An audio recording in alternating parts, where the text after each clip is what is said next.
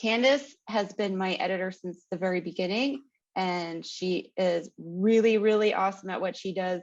She's super passionate and knowledgeable and detailed and meticulous about everything, and that's what you need an editor to be. So Candace, why don't you say hello to everyone and tell them a little bit about yourself just to get started. Hello, everyone. Hi, My name is Candace Johnson. My company name is Change It Up Editing and Writing Services. I've been doing freelance editing for, since about 8 years. But mostly I work with self-publishing authors these days. I don't think an editor ever stops learning. I learn stuff every day. I belong to a couple of different professional organizations that I enjoy the discussion boards and learn a lot on the discussion boards of those groups. They're sort of the online equivalent of a water cooler meeting with your coworker. You know, if you're working in an office, you wander into somebody's office and say, "Hey, let me toss this around with you for an idea." And that's what these discussion groups are for me. So I'm always learning about my craft. I'm always reading. I subscribe to a lot of different newsletters and peruse websites and read articles all the time so that I'm on top of what the latest trends are for writers, for publishing, for marketing. And again, I'm not an expert in any of it, but I have a really good basic knowledge about a lot of different things that have to do with the industry. And that's fun for me too. You know, whether you like to do crossword puzzles or Sudoku, or you enjoy playing with words in editing, that's my thing. So I think it's interesting. Sorry, Candace, that you bring up the constant learning, because you don't realize that the rules change. The English language does not stay the same. And like when you were editing my book, there were new things that came into the rules since I had last written something that I was really surprised about. And thank goodness Candace is like keeping an eye on that stuff, because I would have just totally blown through as usual and maybe made some people annoyed. Well,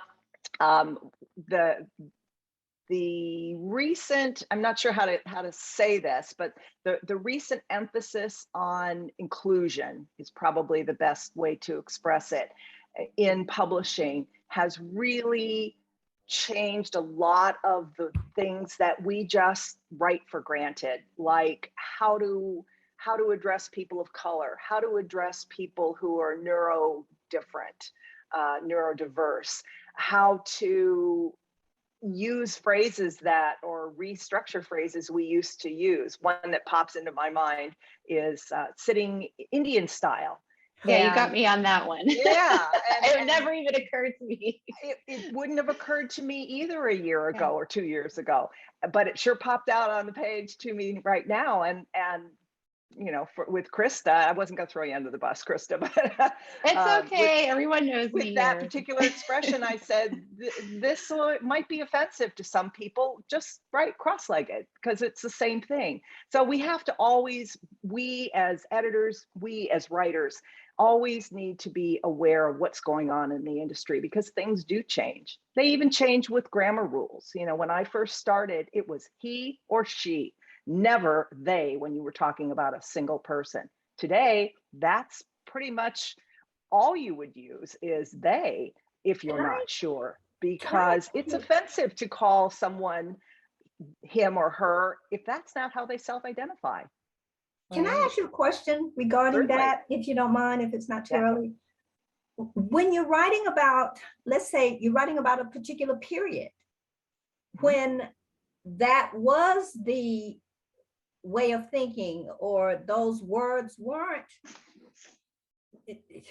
well, they were probably still offensive, but how can you be true to your period writing if you don't, like, the language is going to be different?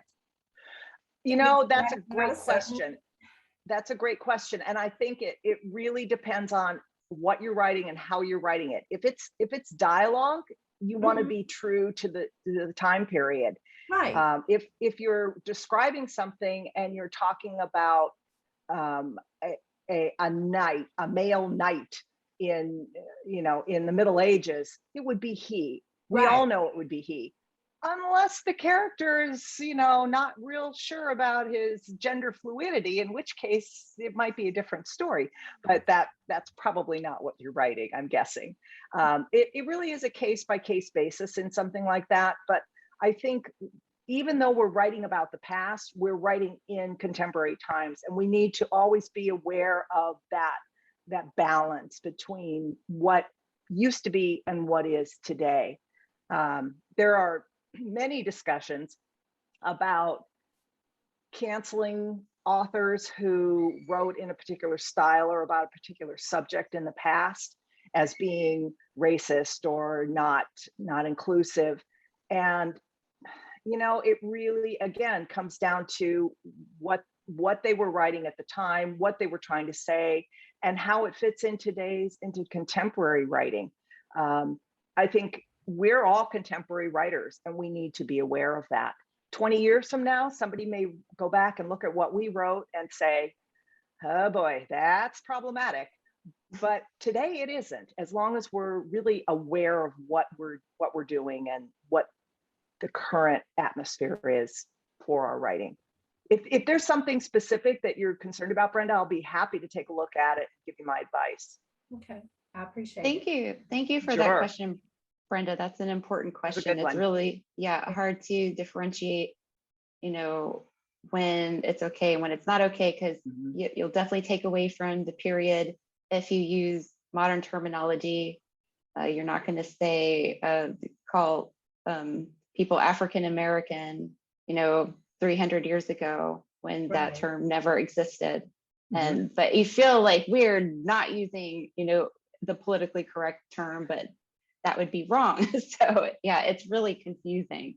And I have a great example of that. In fact, I just finished editing a memoir for an African American woman who was writing about her childhood and her young adulthood. Her memoir takes her from when she was a young child, growing up with sharecropper parents on a plantation, and her journey through her youth and the time when she moved to Manhattan, and this was in the 1960s. So there was a lot of political stuff going on too. We decided that in the beginning of the book, she would be colored because that's what she called herself. That's what African people and people of African descent called themselves in that day. Then it was Negro. As she got older, it was African American and Black. So you can see in her story the progression of the term by how she self-identified. And I thought that was the most honest way of dealing with that. Excuse me, because you're right. African American wasn't the term being used in 1950s. It just wasn't. Yeah, that's really interesting to think about. We have another member in the group, Molly, who is writing a book taking place during the time of Martin Luther King. And she was asking all of us about that. And so, yeah, it's something that comes up, and it's something you just have to be really aware of and think about, when you're writing your story. I also want to throw in that there are sensitivity readers, editors who are specially trained for sensitivity and awareness in different areas. And they do tend to specialize in specific things like gender studies or BPOC manuscripts. So if you're concerned, that might be something to consider, is hiring someone that either has that specialized training, or hire them just to take a look at your manuscript before you publish it and be sure that it doesn't, push any buttons for anyone. If you're just looking for one specific thing, it won't be a very expensive venture, I don't think. I've honestly never hired anyone or sent anyone to a sensitivity reader. I haven't had any clients who had that need, but there are a lot of people who do specialize in sensitivity reading. So keep that in the back of your mind if it's something that might be helpful to you. Yeah, that's another new trend. And well, Nell has done sensitivity reading for another author in the group. Like sometimes you can just ask a friend. Absolutely. Yeah. the professionals probably are really, really hyper aware of all the trends. Yeah. So Sarah has also joined us. Hi, Sarah. I know she can hear us. So just to get, how are you? good, how are you?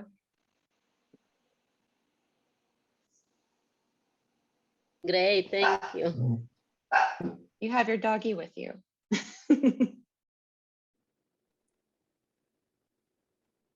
Yes, she's obviously with me. Okay, I just wanted to say hi. Yeah, Sarah's in Lebanon.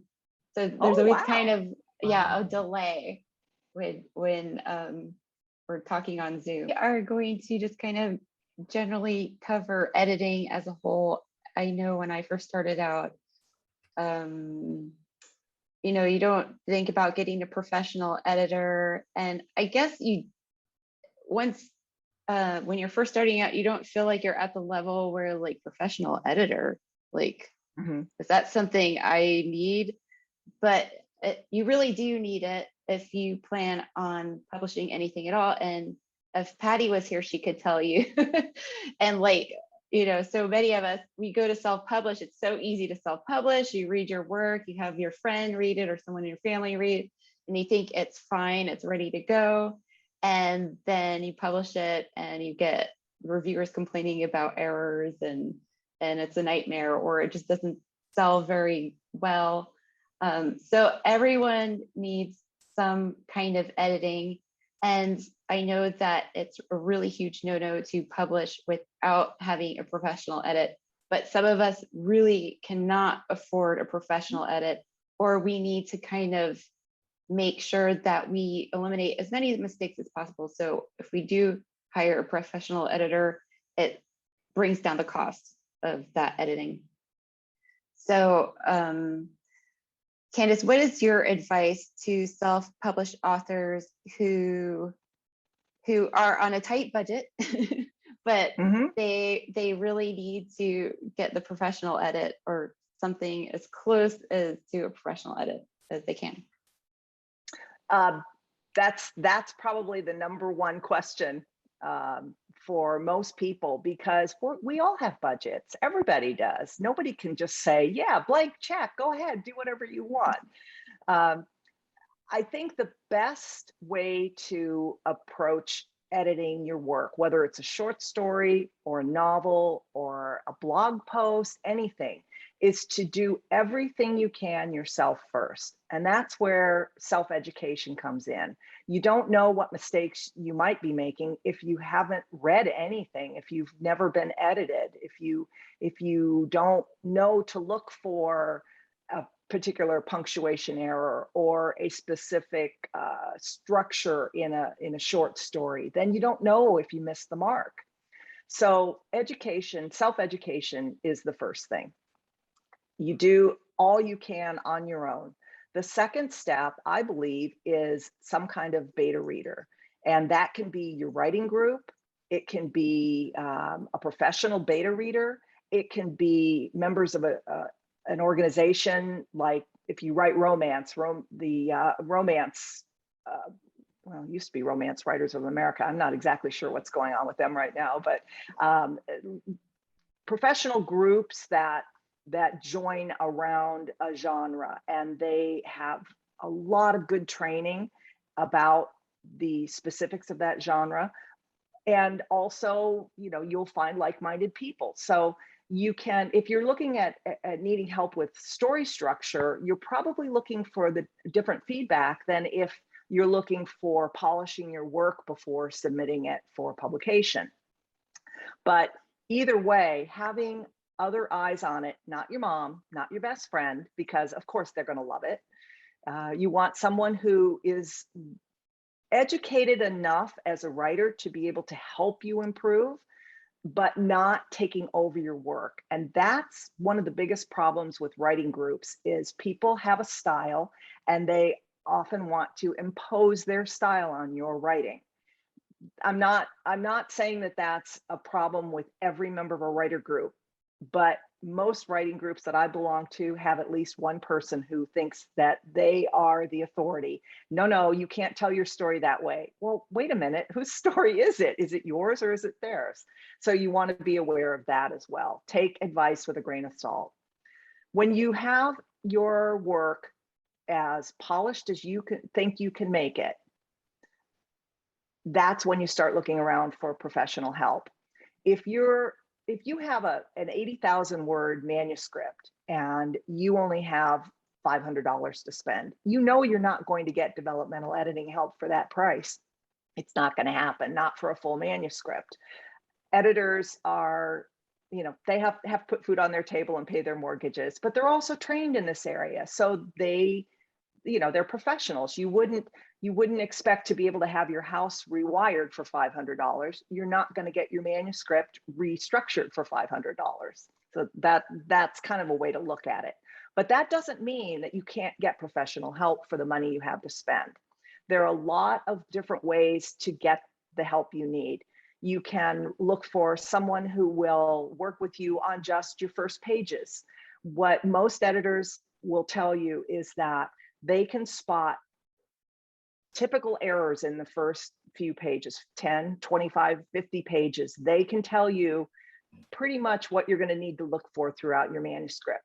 So you can look for someone to work with you on the editing that you need for just those first pages, whatever number you need help with or negotiate. Maybe it's just a chapter or a short story.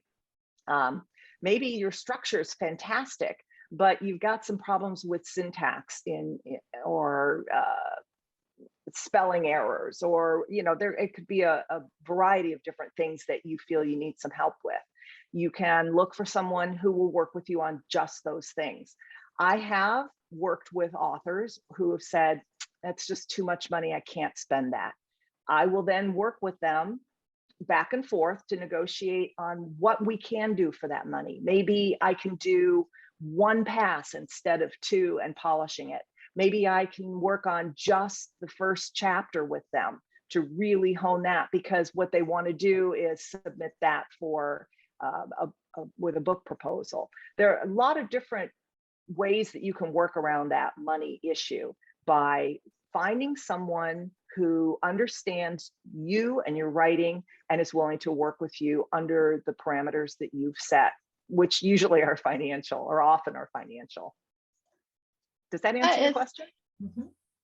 That's fantastic advice, because I never thought about saying, sorry, Sarah popped out, I gotta let her back in.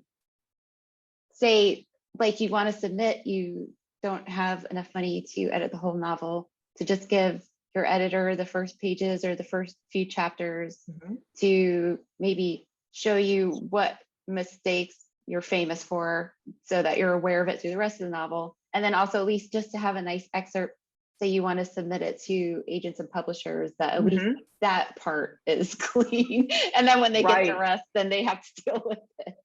But at least it gets you in the door. Right, exactly. Right. And we don't know what we don't know. So once someone points out to you that you use very in every sentence, or that you put the period outside of your quotation marks in American English of every sentence, you can go back and fix those things. But if you don't know it's a mistake, you don't even know to fix it. Another thing you can do, if you have a little bit of money and you're writing a lot, so it's worth the investment, is invest in some software. Take it with a grain of salt. Things like Grammarly will give you, or Pro Writing Aid will give you a lot of feedback, but you also have to understand some rules of structure, and you have to be confident in what you're trying to say in your work.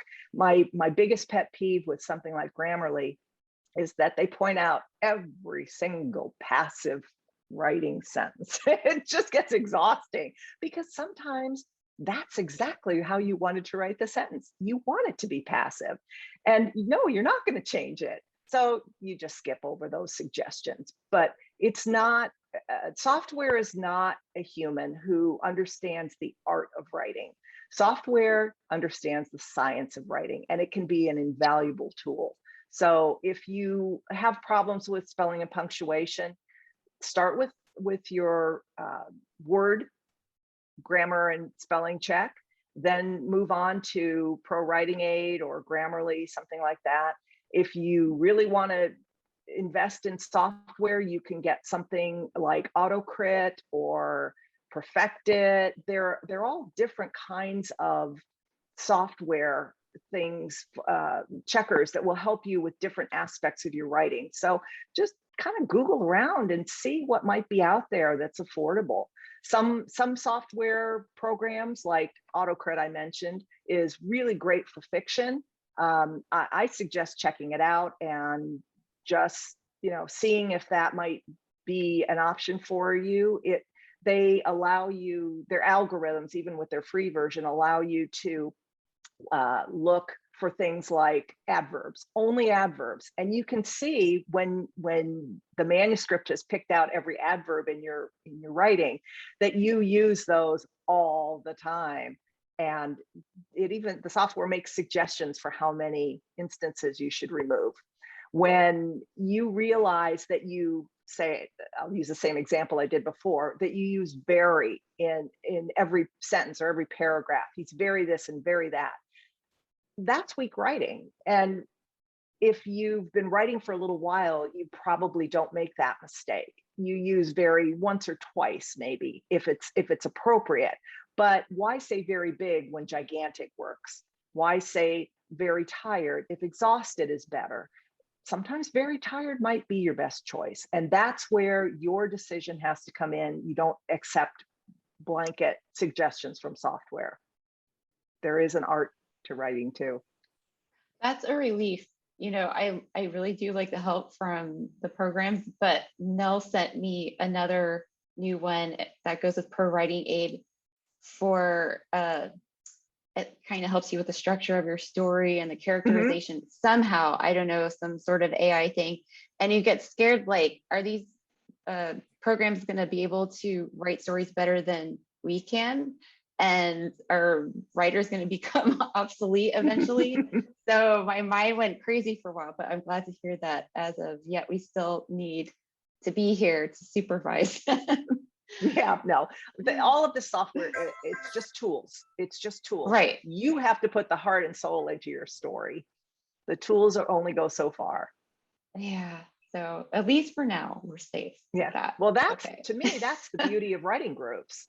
You have other people who are passionate about what you're passionate about, who are doing the same thing, who can give you feedback on what you're doing. And I'm sure you've all, when you've shared your work, I'm sure you've all had some help from each other about, maybe it's something really big, like, geez, your structure in that chapter just isn't working, or in that part, all the way down to those character names are so similar, you might think about changing one of them.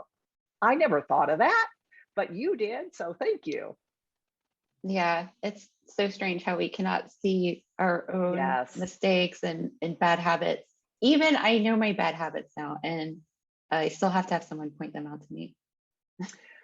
One thing that I've had more than one author tell me is that being edited by me has been like a writing class in many respects. I do try to explain if there's a specific issue, I'll try to explain to the writer when I'm giving them feedback on their writing that, this is a tick that I see. This is something that you do that might, that you do throughout the manuscript that you might want to consider going back and looking at and deciding if that's what you really want to publish.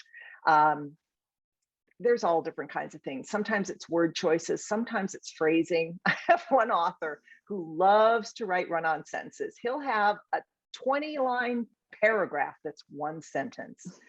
So, part of my job as an editor is to read through that and parse it out and help him to explain what it is he's trying to say in a way that doesn't boggle your mind as you're reading the sentence over and over and over. He doesn't even realize he's doing it because he gets so caught up in the thought that he has and wants to get down that he just type. And it's good. It's great information. It makes sense. It's just not easy to understand because it goes on for so many lines. Sometimes a period is your best friend. I think you probably encounter that with me a lot because I tend to have these really long sentences that just You have don't a few, end. not many. Yeah. One thing, one thing they're- I can say about Krista, and I think this is true of any writer, is the more you write and the more you become aware of the issues you make, the fewer you're making and the more challenges you can take with your writing, the more aggressive you can be in trying new things. There's a saying, you have to know the rules before you break them. And I think that's really true. I, as an editor, I try not to impose rules. If you're writing nonfiction and it's for a professional audience, I use a really different approach than if it's fiction and it's all creative. It takes a different skill. It takes a different skill for the nonfiction, but yeah, you're right. It's also a creative process. So next I wanted to ask you, when do you know when it's time to send it to the editor? You said when it's as polished as it can be, but like I have polished mine as much as it could be, and then send it, and then afterwards think like, I didn't really develop that character journey very well. So like, is there any way to are there any signs like this is not ready to go yet, even if you've kind of polished it up and the story has a beginning, middle, and end? Like, is there any way to kind of say, okay, it's ready to go? Or is it just like an intuitive thing? I think there is some intuition there, absolutely. When you've done everything that you know to do and you really don't see any issues or know what to do next, that might be the time. Again, I think that beta readers, writing groups are your best friend because they can say to you, I don't think it's quite ready yet, and help you pinpoint what the issue is. Sometimes we read something and go, it's not right. I don't know what's wrong, but it's not right. And then you might be in a situation where you want to get an evaluation from a professional who specializes in your area. Not every editor does every type of editing. There are dedicated proofreaders. There are dedicated ghostwriters. There are dedicated developmental editors, writing coaches, copy editors, line editors. There are people who do combinations of those things. I am a combination editor. I don't do developmental work for fiction. I will do it for nonfiction, but I know enough about fiction to be able to say, this isn't quite ready. You need to make sure that you're using all the same point of view, or your book jumps around from tense to tense, or it's all statements of facts, all telling what's happening with very little dialogue. A new writer may not realize that those are not good things. They think, oh, I've got this great story. It's on paper. I'm ready for professional editing. You can save yourself a lot of aggravation and a lot of money by not sending a manuscript to a professional editor too soon. But if you're in that in-between stage, sometimes just an evaluation will help. Maybe a chapter, maybe the whole piece, but that's an inexpensive way of getting professional eyes on your work without paying for the very laborious, expensive word by word by word editing that you will at some point need. No, that's great advice, because most of us don't know there is maybe an option for an evaluation first before going forward and committing to having the whole thing edited. So that is really good advice. I just wanted to say something about something that I think is related to this, and that is finding the right person to give you the kind of feedback that you need. I think word of mouth is wonderful. I get most of my clients from word of mouth, from recommendation by someone else I've worked with. But for someone who is new in the business or who hasn't worked a lot in the genre that you're writing in, that doesn't mean that they're not good at what they do and that they wouldn't be a big help to you. You'll find that the more experience an editor has and the more specialized they are, the more they tend to cost. Someone who's starting out is going to be a lot less expensive than someone who's been doing it for 20 years. That said, the person who's just starting out may be the very best editor for you. They may just really love what you're writing and have a great deal of knowledge because they've been reading that genre for 20 years, or they've done quite a bit of work in that particular field, just not great volumes that someone with 20 years of experience would have. So I think the important thing is to find someone who gets your writing, who you connect with. You're taking someone's advice, you're paying for someone's advice, and you don't want to just be throwing good money after bad. You want someone who understands what you're trying to do, who will work with you, who isn't imposing rules and restrictions on you. My way or the highway, you do it this way or I won't work with you, is not the way an editor should be. You want someone who you feel is your team partner, who you can collaborate with and get the kind of help you need, whatever that is. And when you're looking for an editor, start with recommendations. If you don't find someone that you connect with, you can check editing, professional editing groups like Editorial Freelancers Association, Editors of Canada.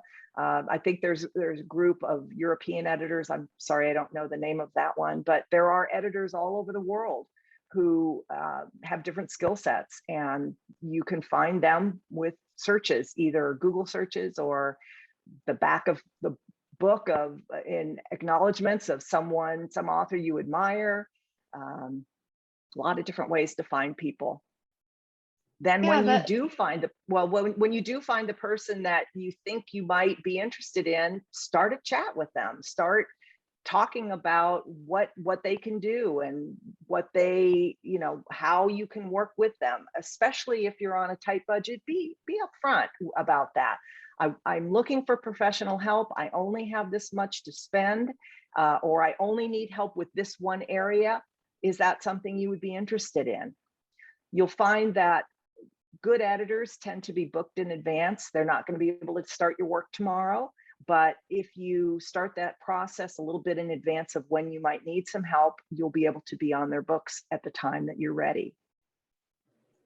Yeah, I think that's important to know, because a lot of us, when we're starting out, we don't need to think about hiring a professional.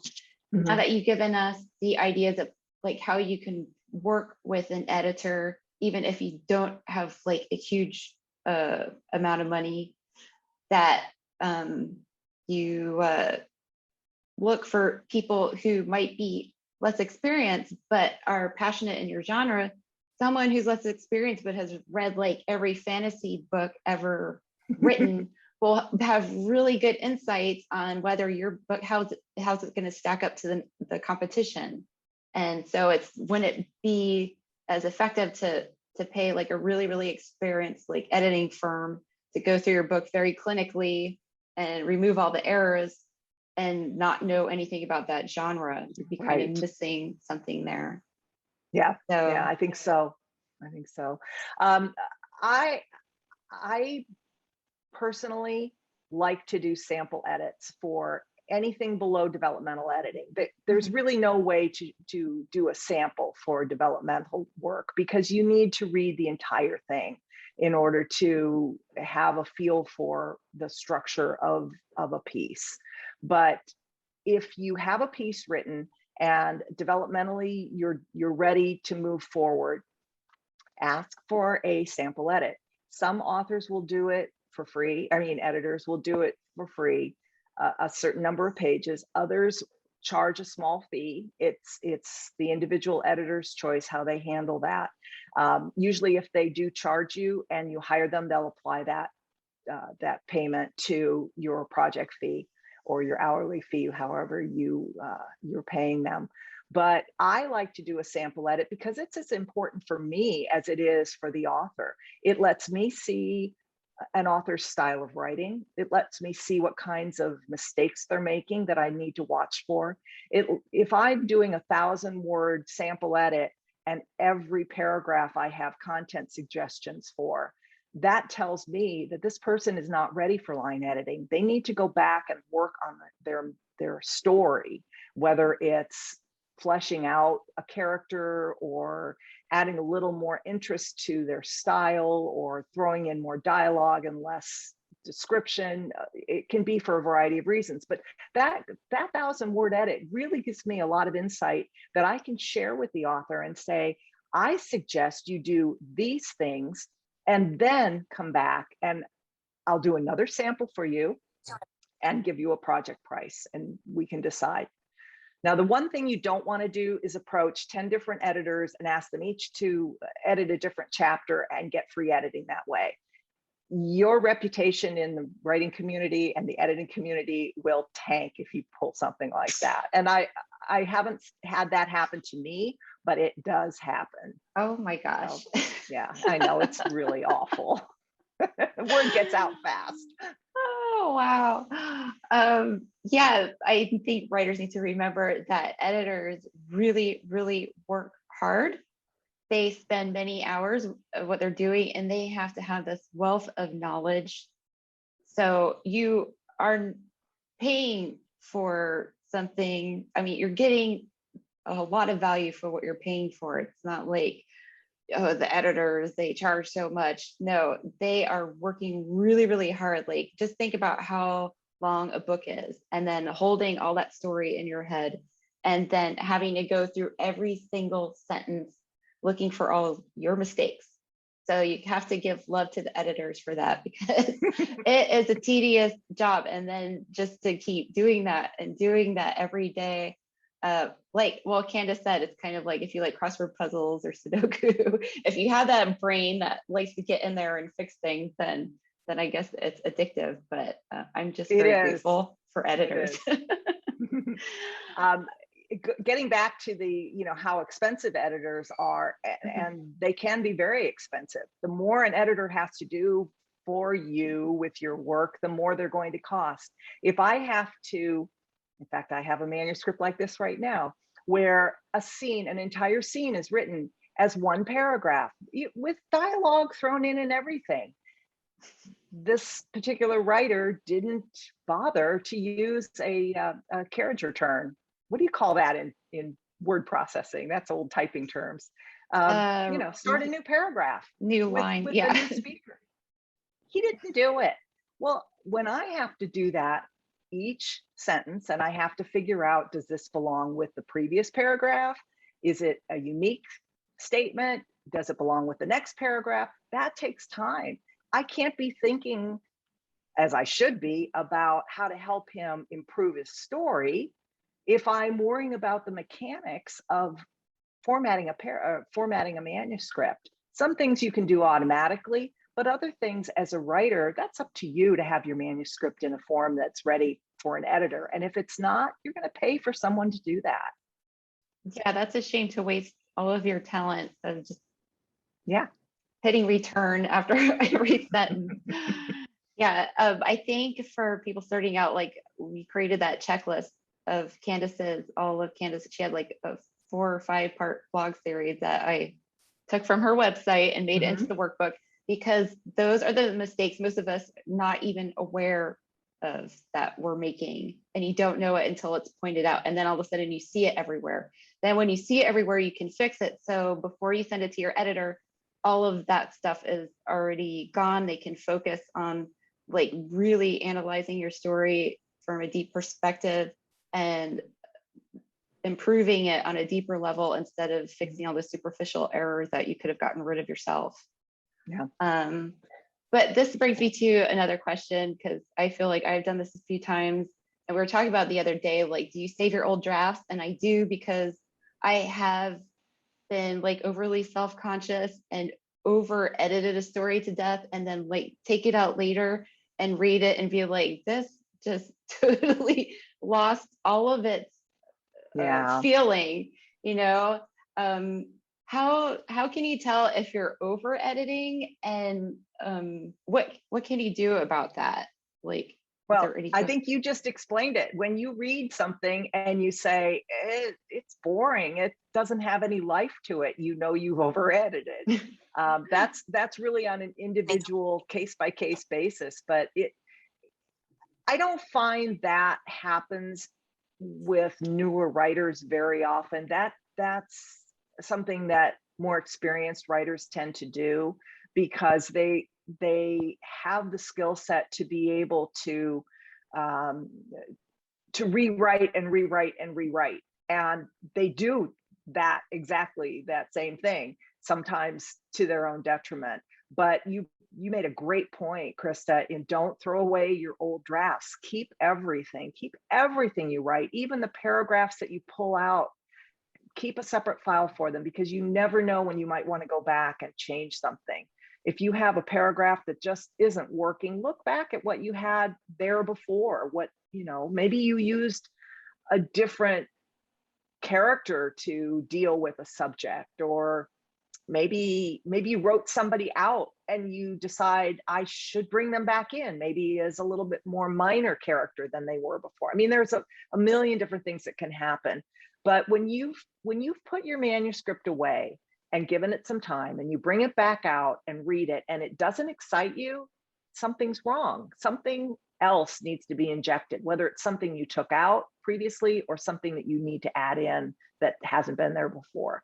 I think putting a manuscript aside and letting it sort of, how you do with a roast of meat, you don't cut into it the moment it comes out of the oven, you let it rest. Same thing with the manuscript, let it rest, get away from it, give yourself a little bit of time, whether it's a couple of days or a month or a year, and pull it back out and see what's there.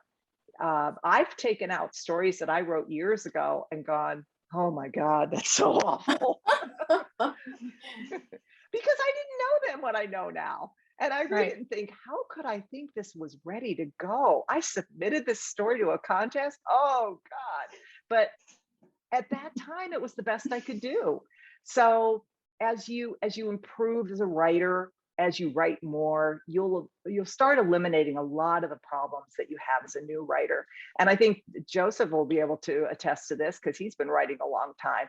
You just get better at it the more you do it. And you can't see a lot of your mistakes when you first finish writing a story. You have to let it rest. I love your summary, like a roast.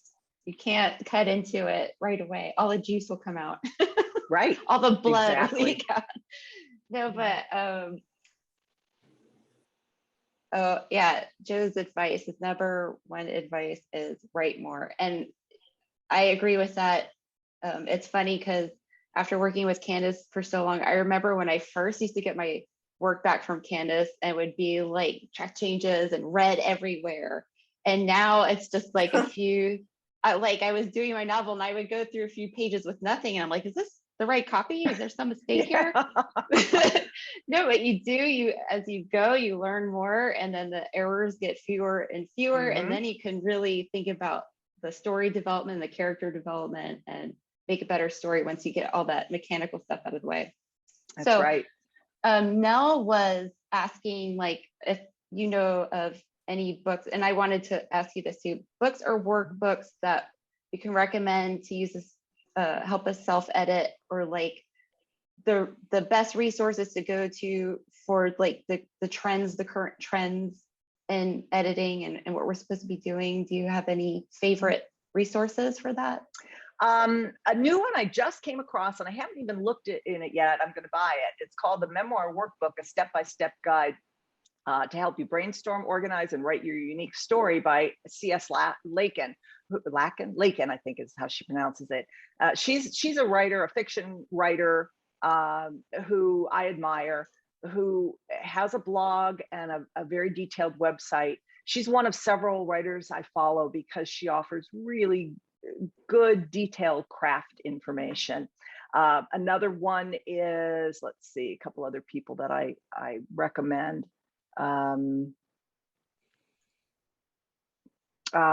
Janice Hardy, I think her website has just great information.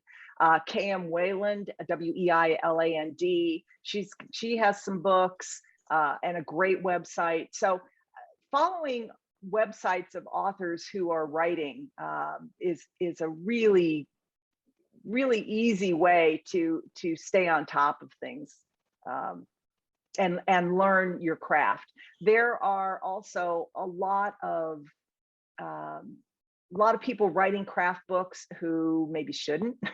So I kind of take some of the stuff with a grain of salt, but there are some really well-known books too that everybody will recommend to you, like Stephen King's On Writing, Anne Lamott's Bird on Bird. I'm not coming up with titles as well as I should be, but if you go to best-selling craft books, writing craft books on Amazon, you'll get a good list right there. And then I think follow authors who you admire and who are offering writing advice, because if you're liking their style, you probably are using a lot of the same ideas, writing ideas that they are, and you can get a pretty good writing education just from reading a lot of these blogs. Many of the bigger ones, like Janice Hardy pops into my head. She has a lot of guest posts from other writers, and I'm always posting stuff from her site on my Facebook page because it's good advice for writers. So I think a combination of reading books and staying on top of current writing trends is really a good idea. If you can attend any kind of conferences, right now, I think most are still online, but conferences for the type of writing you're doing or the genre you're writing in, whether it's fiction or nonfiction, you'll learn all kinds of really cool stuff. And there are expensive paid conferences, there are inexpensive ones, and there are some free ones out there too. Okay. When it comes to like grammar, say we're unsure about something, what is like the main word on that? Is it the Chicago Manual of Style, or some people use the Associated Press guidelines? Like for fiction authors, where do we need to get the final word on something when it comes to like grammar? It's hard. Most trade publishers use the Chicago Manual of Style, and for fiction and nonfiction. But the manual, the style guide, is really focused on nonfiction writing. And so there's a lot in that book about the mechanics of doing things for a nonfiction audience. When you're writing fiction, I believe, and I think most fiction editors believe, that there's a lot more latitude there for a writer, because it's a style. The way you're writing is not formulaic in the way that nonfiction is. And I'm not saying that nonfiction is cookie cutter, but there are certain conventions that are followed, whether you're writing a newspaper article in AP style, or a blog for the Psychology Today website in APA style, or you're writing a blog post for your own site in Chicago style. The style guides have a lot of similarities, and they're just different enough to make you want to scream sometimes. So pick a style and stick with it. You'll find editors who are proficient in many different styles, and as you get into higher levels of nonfiction, for example, scientific writing, medical writing, they have their own style guides too. So the hardest part with style guides for me is that publishers tend to have what they call house style. So if you're publishing a book with, I'm doing one right now with an author who's writing for an imprint of HarperCollins, and their house style has, for ellipses, they use 3 ellipses no matter what. They don't worry about, should it have a 4th dot? Should it not? Should this be, how should it be structured? If you use ellipses, there's 3 dots. That's not Chicago style or AP style or APA style, but it's their house style. So for a publishing house, the house style trumps everything. They'll follow one style guide with these exceptions. I think if you are following the Chicago style guide for fiction, you're probably going to be in good shape. That is what most of the publishers are using if they're following a style guide at all. Some publishers, especially smaller ones, expect your work to be completely polished when you submit it, and that will be one of the clauses in your contract, is that you have had it professionally edited. So you'll want an author who is proficient in whatever style guide they're requiring. I mean, an editor, sorry, who's proficient in that style guide. And most editors have one, sometimes two or three that they're really familiar with and can help you with. Just let them know what style you need. Yeah, that's nerve-wracking. It is. Okay, does anyone have any questions for Candace? I'll stop hogging her up here if anyone wants to ask anything. I'd like to know, do you do any editing for children's books or picture books at all? I have done some children's book editing. I'm very comfortable with proofreading and line editing children's books because words are words. It doesn't matter what you're writing. I'm not as comfortable. In fact, I'll say I'm not comfortable with developmental editing for children's books. It's not something I've specialized in or have a particular affinity for. There are children's books authors and editors who specialize in just children's literature. And so if you needed help with development, I think that would be the kind of editor to look for.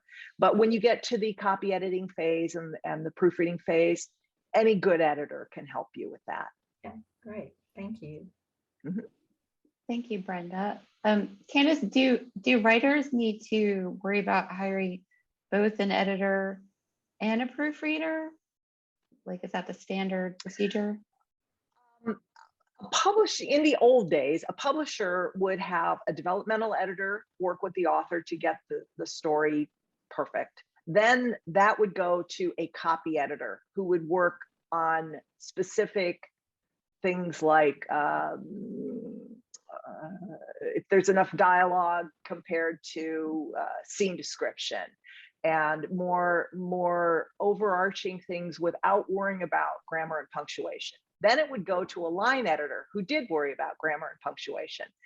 After it was completely ready, then it would go to not one, but usually two or even three proofreaders before the book was published and released out into the world.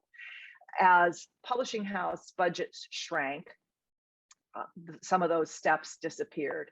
And as I just said a little bit ago, there are smaller publishers who want you to bear all of that expense yourself and present only a fully edited manuscript, completely proofread.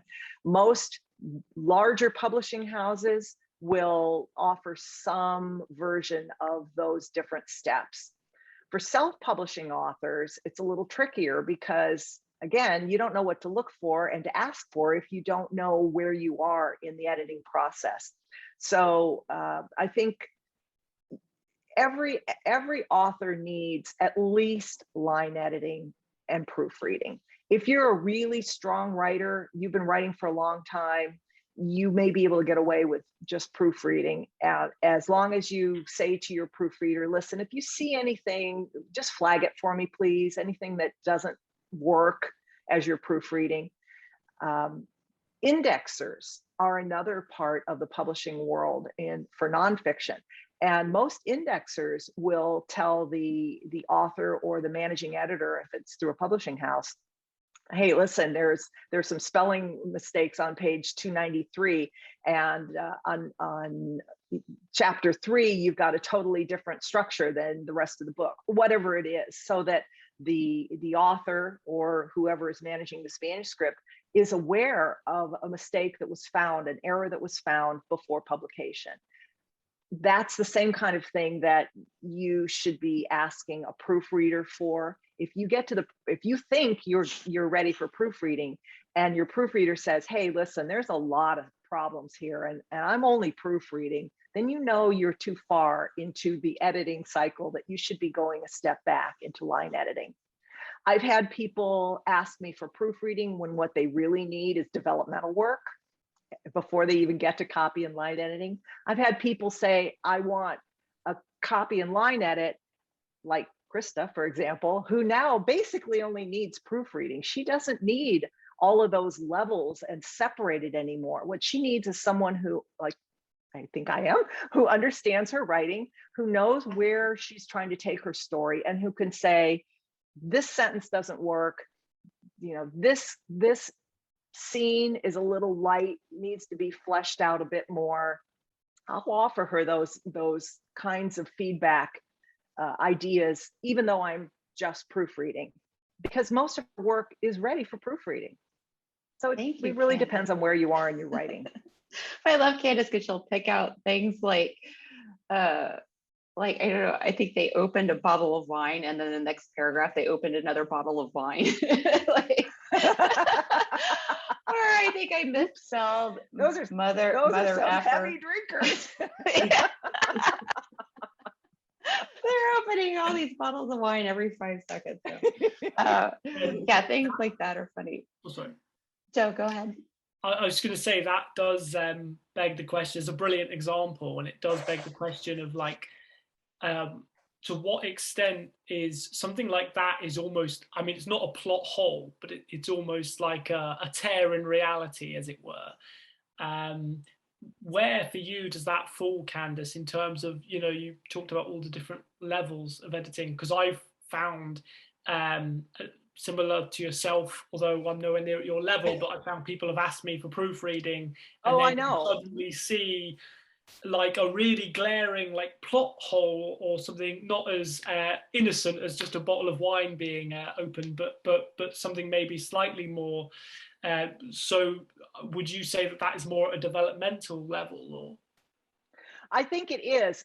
If I'm doing say example, I'm doing what I call a content edit, which I tell the author I will do line and copy editing, and if I see content issues, I will point those out to you, try to give you some ideas on how to fix them if they're small. But if they're big content problems, like a huge plot hole, I think at that point, I would stop and communicate with the author and say, listen, I think this is an issue. You're not quite ready for me yet for this part of the story. Let's double back, and you know, you can work on that and then come back to me. Mm-hmm. It happens. It does happen. Not often, because usually when people are paying for professional editing, they know that they are getting what they're hiring that person for, not scope creep, which is, you know, 10 times more than what the editor bargained for. Most editors won't do more than what you've contracted them for because they don't have the time or the resources for it. Scope creep. I love that word. Yeah, I think as an author, I think you need to find someone that you feel comfortable communicating with. The editor isn't your boss. They're your team member.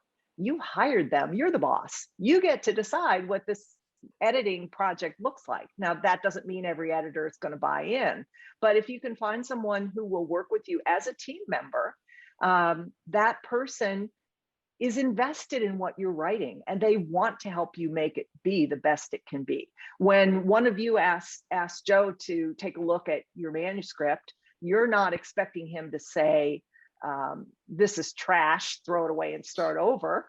You're expecting him to say, this is an issue that you need to work on, and I think one way to approach it might be such and such. That kind of feedback, that kind of collaborative work is what a good editor will do with you if that's where you are in your writing and that's the kind of work you're asking for. Now, if you send a manuscript for proofreading that has a huge plot hole, the proofreader might say to you, you know, you have a huge plot hole, but I finished and here's your manuscript. It's proofread. There are no mistakes in it except for that big plot hole. But don't worry about it. Yeah.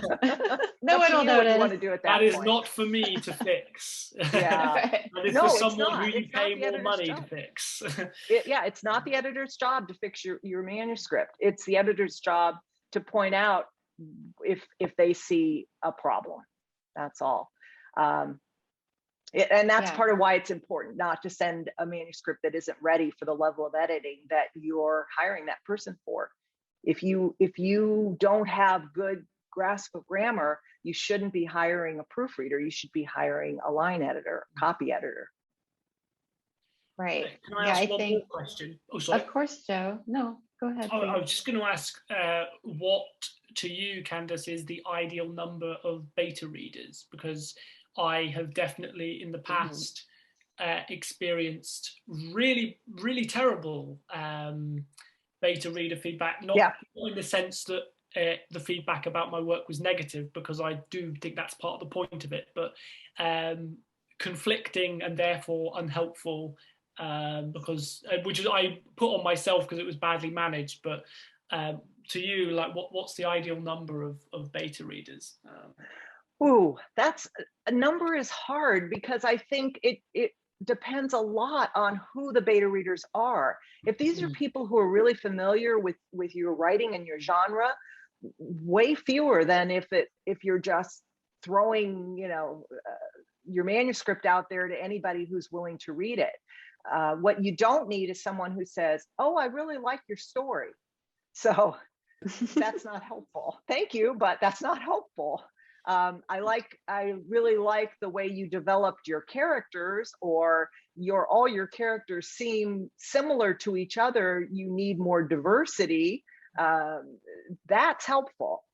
So having specific questions for beta readers can really up your game, I think. If you know that you struggle with dialogue, you can ask your beta readers, please give me your general feedback, but I'm also interested in if you feel that the dialogue is realistic, or do the characters sound too much like each other? Or, does this sound like a 12-year-old girl to you? You're not going to ask a 50-year-old woman if that sounds like a 12-year-old girl, unless she has, a 12-year-old daughter or granddaughter living with her and really knows the lingo. I'm not up on how teenagers sound anymore. I can't advise someone if it makes sense. As an editor, I will say, this child sounds like an adult. You might want to do a little research on this speech pattern, but I can't really advise you on what that speech pattern should be. A 12-year-old girl can read it and say, I wouldn't talk like this. Are you crazy? That could be really helpful. So some of it depends on who they are and the questions you're asking. I think good questions are important from the author's perspective to get the feedback you want. Yeah, if you're that's a good still getting question, conflicting Joe. information, I was just going to say, if you're still getting conflicting feedback, one person says that something's working and the other says exactly the opposite, then you probably need a third opinion, maybe a fourth opinion. But ultimately, it's your story. It doesn't mean everybody's going to love it or agree with the way that you wrote it, or with your style, or with your plot. I mean, there are so many things that people may not personally like, but a good beta reader will be able to give you feedback, even if they don't really connect with what you've written. Brilliant. Does that help? Thank you. Yeah, wonderful. Thank you. Yeah, in my case, I would say, because I had taken a few classes in the past few years with Richard Thomas, and it's a class of 8 students plus the teacher. So you get feedback from 8 people. And I felt like that was kind of overkill, because I mean, not only because of all the different conflicting ideas, like one person loves something, other person hates it, but just trying to keep track of it all was just crazy. So I think a good number is like no more than 6, I would say. Yeah, depending on something, because too much is it's too much information, and you're in danger of being steered in too many different directions. Like Candace says, ultimately it's your story, and you kind of have a gut feeling. And sometimes beta readers, when they don't like something, it makes me realize that is a part I want to keep as it is that much more. I don't know why that is. You know, like what I would say the same resistance. I would say the same thing with editing, Krista. You know, I have recommended to authors, this scene isn't working, or this paragraph, you don't need it, it's redundant. And they'll say, but I want to keep it. Okay, it's your book. I'm giving you my professional opinion, but I'm just one person. And if you get 10 editors in a room all reading the same thing, you're going to get 10 different opinions and 10 different edits. Yeah. So did anyone else have any questions for Candace while we're here?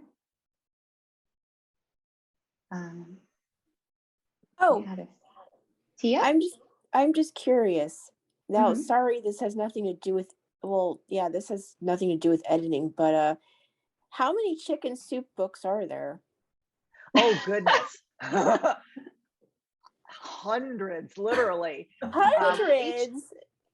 HCI, Wow. yeah, HCI was the original publisher of the series, and there were many dozens of those books over that period of time when they were editing or when they were publishing the books. I edited a number of them, and it was a lot of fun. It was a great education for me, and I found as I was editing the different books as they were coming through that I was seeing a lot of the same author names. Some of these people were making a pretty nice, not living because it didn't pay well, but they were getting a lot of name recognition and a lot of publishing credits by writing for these books. Then while I was at HCI, there was a lawsuit where the original authors wanted to take the contract away from HCI and do their own publishing conglomerate, which they eventually prevailed. And there is now Chicken Soup for the Soul Inc., which is a huge marketing arm. Books are only one part of that now. There's also merchandise and training and all kinds of different things. But it's a well-known brand. That the famous story is that the two authors who tried to pitch the first book had, I don't know, 100 rejections before they finally found this brand new little baby publisher in South Florida that was willing to take a chance on them. And it exploded. It just really hit a nerve and grew into the conglomerate it is today. It's pretty amazing. Yeah, talk about conglomerate. I was here in Panama at the pet shop. They have Chicken Soup for the Soul brand dog food here. Yeah. With the same logo. And so talk about merchandising. It's even dog food now. And I was like, am I seeing things? You know, that brings up something that you won't hear a lot of places, but the business of writing as an author, if you are really serious about doing this as a career, you want to learn as much as you can about the business side of this as well. Merchandise rights are one of those things that are in every publishing contract that most authors just gloss over. They don't pay any attention to. But things like merchandise, TV rights, media rights, these are all things that you should be looking at, particularly if you're writing full-length novels and your dream is to have it turned into a TV series or a movie. You want to know about how this all works, because you don't want to be signing away your rights to something that someday you could exploit. Maybe that's just the audiobook rights to your work. Those are pretty exploitable. You may want to give them to the publisher because the publisher says this is part of our offer, and we plan to do an audiobook. I always suggest to authors that if they're signing that kind of a contract, that they have a clause in there that for a reversion if they're not exploited. So sure, you can have all these rights for the first 6 months or a year, or whatever time frame you decide is fair and can negotiate for. And then they revert to you so that you don't end up having to fight for them down the road. There's nothing more disheartening than to be told, we're going to make your book into an audiobook. And then 6 months later, when you ask, you're told, budgets aren't good. We're not going to do that anymore. Well, can I have the rights back? No, that'll cost you. Wow. What? It's my book. Yeah. Nope, we own the rights. So think about that when you're negotiating contracts. Read your contracts really carefully, even if it's for a short story. You want to be sure you're not signing away your lifetime rights to things. You want to maintain control over your own work. Thank you for that, Candace. Mm-hmm. Most of us aren't thinking so far ahead or that optimistically. And if someone does get back to us with a contract, we're like, yay, whatever. And we'll just sign it without thinking. I know. It's really important to take a look at that and value your work, and don't just like agree to everything and, you know, sell your soul to get signed with somebody. Yeah. It's really tempting to do that. So Candace, we'll get ready to wrap this call up. I just wanted to know a few more questions. Number one is like, what is a really good way for us to self-edit or to see our own mistakes? Because that is like the hardest part of self-editing, is being able to see them. Do you have any tips for that? I think feedback is probably where we get the most help with our own personal issues. Other people can see what we're doing that we can't notice ourselves. I have a tendency to use introductory clauses too much. I just love to introduce ideas. And when I read back over my work, I catch a lot of them, but sometimes I will miss them because they just work so well. And yet I'll have someone else read my work and they'll say, you know, every sentence starts the same. Every sentence is an introductory clause. Oops, I need to go back and change that. Maybe you write with adverbs and you think it's perfect, I'm done, my work is finished, and someone else reads it and says, yeah, it's every verb has an adverb attached to it. Instead of telling the reader about what's happening, why don't you describe it? Show the show versus tell advice that we all know and love so much. There are a lot of things that we won't see ourselves. So feedback is really important for pointing out some of those things. Another is the software that we talked about before. If you're using a word over and over and over, in fact, even just your Word document, if you type a word into the search bar and then look for how many instances you have of it, bury is a good one to start with. Begin is another one. Words that we all tend to use. Your character begins to do a lot of things. No, he's either doing it or he's not doing it. She's either walking away or she's standing there talking. She doesn't begin to walk away unless she's going to turn around and then continue the conversation. So doing a search will give you the opportunity to really examine each sentence exclusive of what's around it. You can really look at the construction of that one sentence or phrase and decide, does this work? Does it serve the purpose, or does it need to be redone? I think that's a really great way to start. That and feedback are probably the most valuable things for me. So yeah, it's important for us, especially people who, you know, don't have the financial resources to hire professionals to catch all these things, to develop a really solid group of beta readers, because that's like the first step. But it's funny, the began to, like, I never even thought about that. And my characters are beginning to do everything throughout the story. And that really weighs it down, right? If you keep reading that, oh my gosh. Now, yeah, you think about those things and you're like, you want to go back and look at all of your old work and change it. Yeah, I do that too. The began to and the started to. Guilty of that too. Oh. We all do it. We all do it because that's how we're thinking as we're writing. Oh, well, then he picked up a pencil and began to write. Yeah. Bad habits.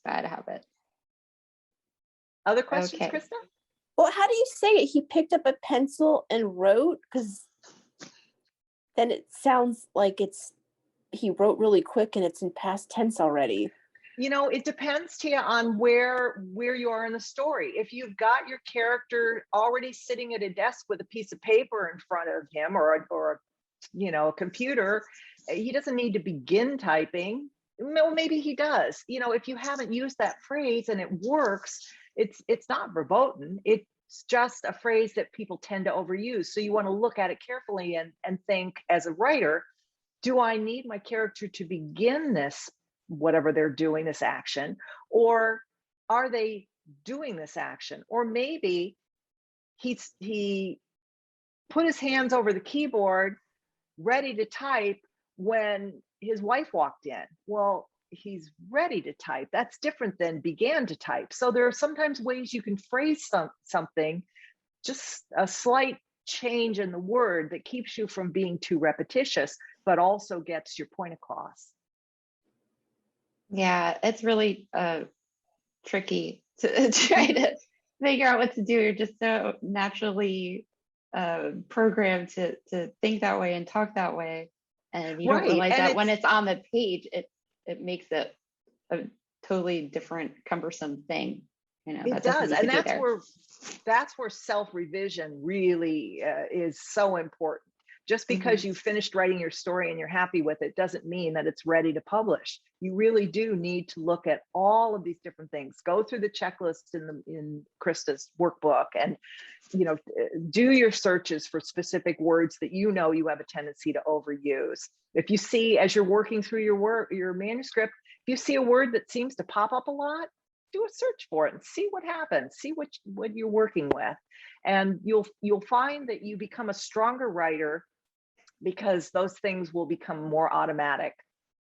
You'll stop making those common mistakes as frequently. We all do it sometimes, but your self-awareness will help you cure yourself of bad habits. I still put just like in every sentence, so it just goes in there, and I know it, and I just know I'm gonna have to take it out later and do a search for it. So that's the most important thing, the self-awareness. But that's another thing, is go ahead and put it in as you're writing. Don't self-edit. Don't say, oh, I can't use that word, I have to think about how to rewrite it. No, just get it down. Get that first draft down on paper, on your screen. Then you can go back and start fixing all of those personal issues you have. You might even have a list of words that you tend to use and overuse, or other things that you tend to do. And I have a question for you. I tend to have a love affair with commas. And you're not the only one. The bane of every writer. Do you have like a, I don't know, rule of thumb or something that will help me know when it's best not to put that comma in there? Yes. What you want to use commas to separate independent clauses. Right. You want to use commas when you have dialogue. You want to use a comma after said if it comes before the dialogue, or after the last word before said if your tag comes after the dialogue. Other than that, it's kind of hard to know. For most of us, it's difficult to know if a comma belongs there or not, because we speak in commas that don't actually belong there, and we call them pause commas. Yeah. They're not real. They're ghost commas that don't belong in writing. Okay. Except stylistically, sometimes they're okay in fiction, and that just really depends. I would say the most common mistake that I see in fiction is people putting a comma before a word like because. Because is not a coordinating conjunction. But when we speak, we say, you should do it. Because that's what I do. Yeah, I see that a lot with the because, and I'm like, I don't think that's supposed to be there. I'm thinking, I was going to ask Candace, because I'm on the Oxford team. Candace, how do you feel about the Oxford comma? Big fan. Okay. Yeah. See, that's why she's my editor. It can literally change the entire meaning of a sentence. I tried to explain this to a friend of mine who is a Cambridge devotee, and it sounds so pretentious, but I'm like, you literally are going to drastically alter the meaning of this sentence if you don't put a comma in. It's the difference between three different people and one person with two attributes. It's so colossal. I'm amazed we even have this discussion, like an implied comma. It's ridiculous, really. But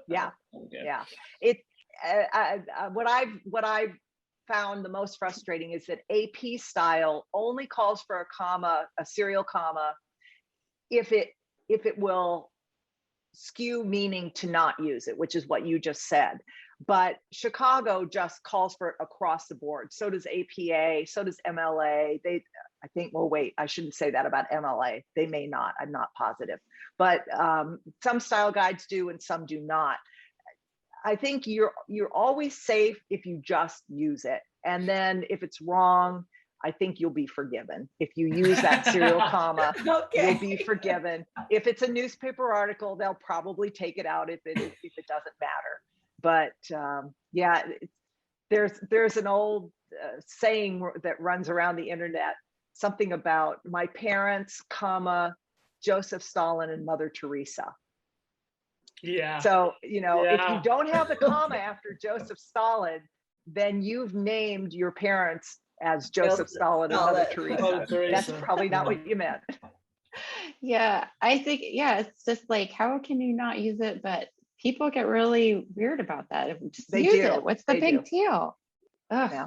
The same thing with 2 spaces between sentences. An old throwback to our typing classes in school. Yeah. We don't do that anymore? No, it's only one Haven't for space. decades. Haven't for a long time. I think I just gave away my age. Oh. I have edited an entire manuscript that was double spaced. And I got halfway and I was like, I'm now just going to inform the author to continue. Joe, I'll give you a good tip. Go to search and replace, type in 2 spaces, do a replace for a single space. Yeah, you can. Do it before you start tracking changes, and your whole manuscript will be clean. It'll save you hours of time. I've only ever had it once, to be fair, actually, but yeah. I get it a lot. I'd say 90% of the manuscripts I get are double spaced. So Candace was telling me a nightmare where one of her authors, it wasn't just 2 spaces, it was sometimes 3 spaces, 4 spaces. Oh yeah, that's fun. So then you can't just search and replace easy all at once. No, then you have to try the 2, 3, 4, 5 spaces. Oh my gosh. Is this between sentences vertically or sentences horizontally? What are we talking? Between a period and the beginning of the next sentence. Okay, if you're talking about like, okay. Line spacing, that's different, depends. Okay, gotcha. Well, if you're submitting to an agent or publisher, they usually want a double space, but if you're going to be self-publishing a book, you're not going to want to have, you're just what the normal line space Canvas is. Well, when you're sending your work to an editor, I'll tell you a little behind the scenes secret. Most editors change your work while they're editing. They'll make it something that's easier on their eyes. Maybe they use a black screen with white print. Maybe they change the font. Maybe they change the font size, all kinds of things. And then they'll change it all back to send it back to you. But to make life easy for yourself and for your editor, I always suggest that you format your manuscript before you send it. Use 1.5 or 2 spaces between the lines, and do not use the tab bar for paragraph indents. Set that on your the tab bar. I can eliminate those too, but it's a little bit of extra work, and everything I have to do, I charge a little bit extra for. So can you repeat that, Candace, please? Sorry. Yeah, sure. In a Word document, go to Tools and Paragraph. Then when you click on Paragraph, you will see, I'm going to pull it up so I don't misspeak here. And I'm on a Mac, so yours might look a little different, but it's going to have the same information. I'm sorry, not Tools, Format.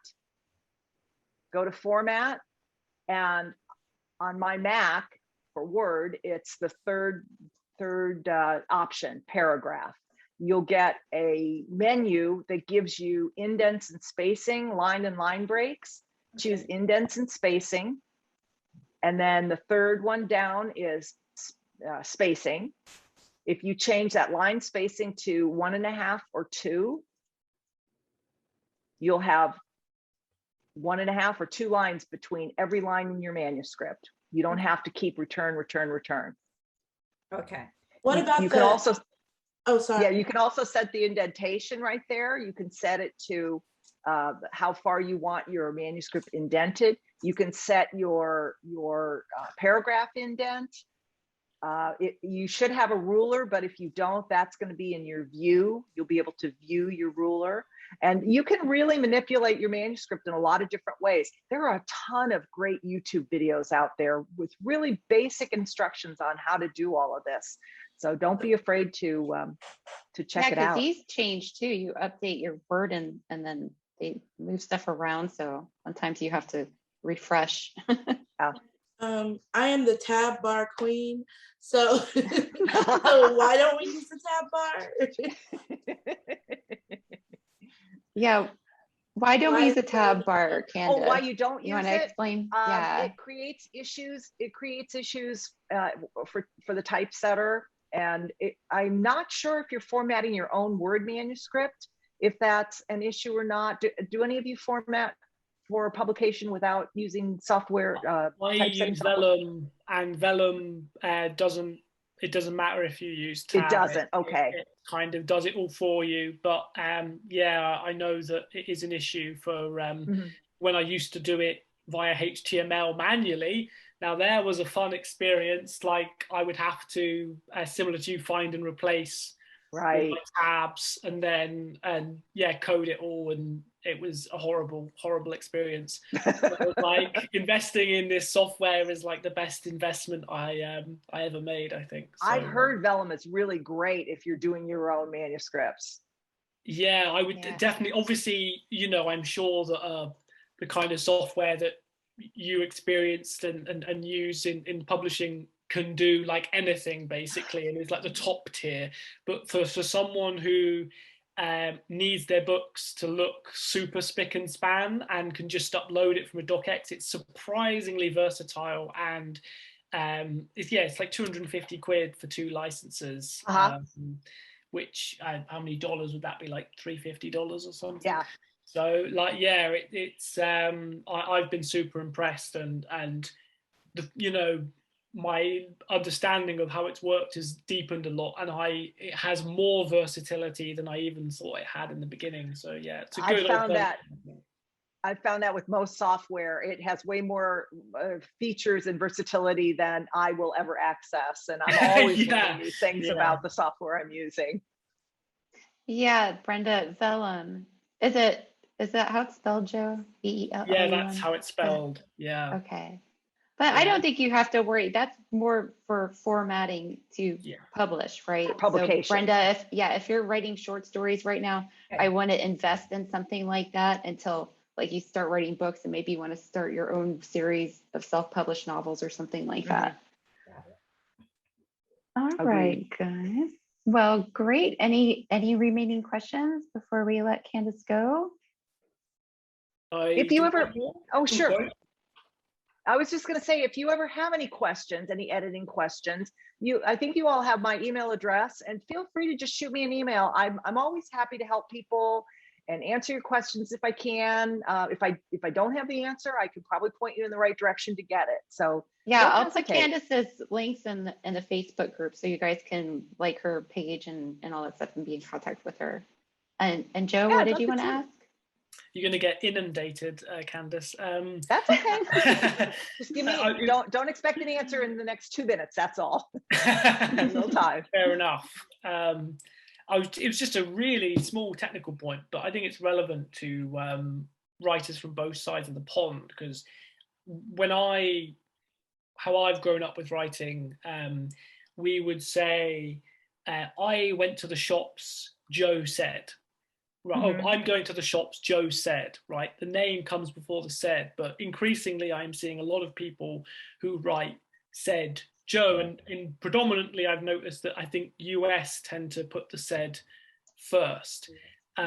Is that just a US UK thing, or do you have an opinion on that? I'm curious. I think it's a style, and it does vary from author to author. I see all of it. I see the dialogue or voice tag before the sentence, sometimes after the sentence, structured both ways. It just really depends on the author and what their comfort level is. I don't think there's a real rule about it, other than make it as inconspicuous as possible. Yeah. because many people tend to overuse those, where Yeah. every sentence will be Joe said blah blah blah, then Candace said such and such, Joe said such and such, Candace said such. It's like, come on, we don't need an identifier on every single sentence. Yeah, totally.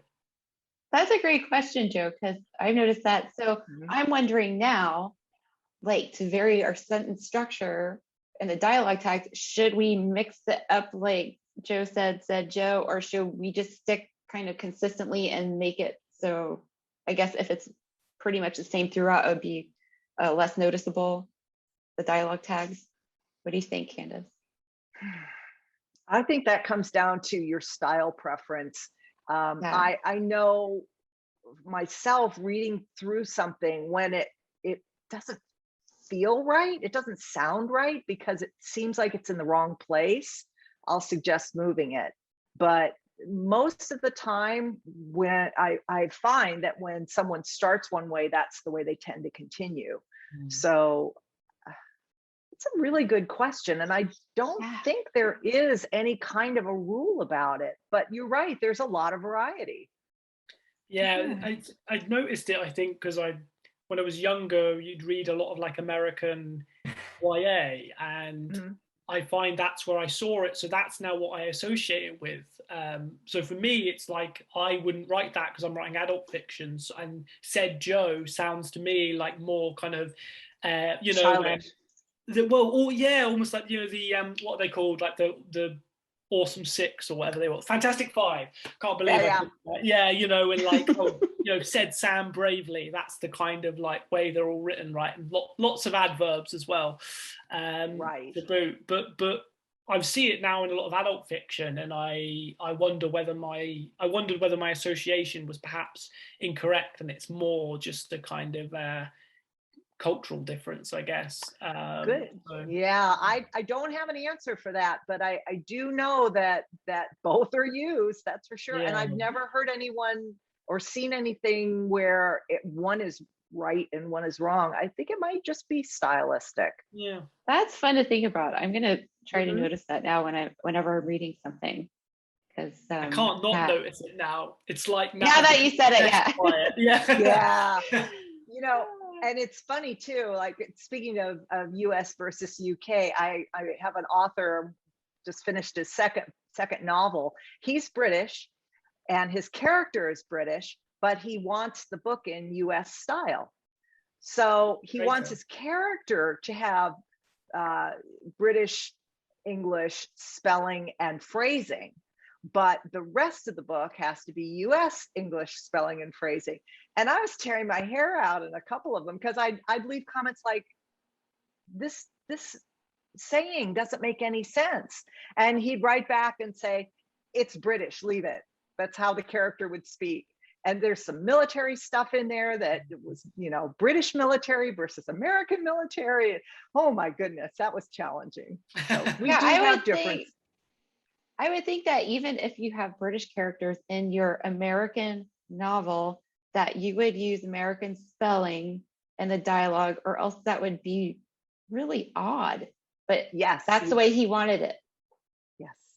That must have been a big job, Candace. It was. And we did negotiate on some things. So most of it is going to look very familiar to an American audience, but there's just enough British English to keep him happy and his European readers happy, I think. When you self-publish, you get to call the shots, you get to make the rules. And my job is to educate the author about what's the expectations are, but for the reader, what the reader wants to see and expects to see, and where the reader will get tripped up. But in the end, I can't make somebody do something. If I were a publisher and you had signed a contract with me, you don't get to decide, I decide. But as a self-publishing author, you're the final decision, which is another reason why it's so important to really be on top of what style things are and what rules are out there and what people are doing with experimenting with language. You need to know that if you're going to try to break those rules. Right.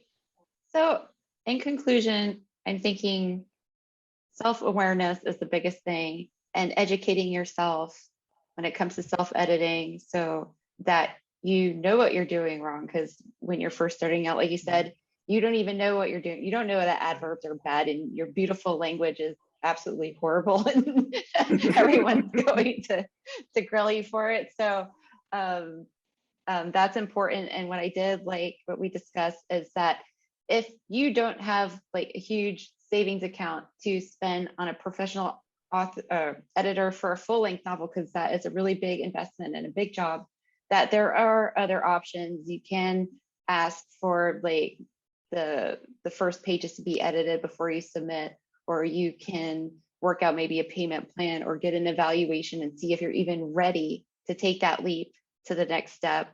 And then, like you said, you're willing to work with some authors. So other editors, I assume, are also willing to work with the payment terms and what kind of editing you can do that would work best for the author and for the editor.